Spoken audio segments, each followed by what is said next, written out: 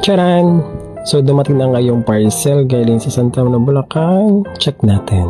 Sir Tulibas. So, ito ay mga bagong uniform. Although meron man ako mga lumang uniform, no?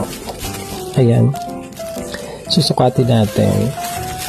Ito yung mga prescribed ng DepEd, no? So, ito yung Monday. Ayan, ang Monday. So, ang kapartner niya ay medium gray pants. This one is Tuesday. Ito yung mga luma kong uniform.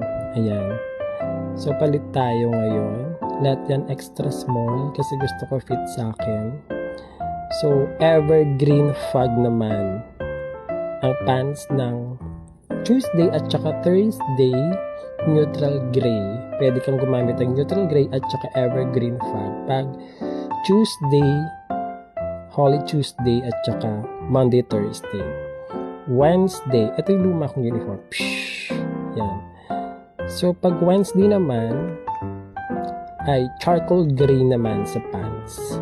Small ang aking pants. Maganda siya kasi garterize sa likod. Ayan. Yan din ako mga uniform. Siguro 4 yung uniform ko ng Wednesday.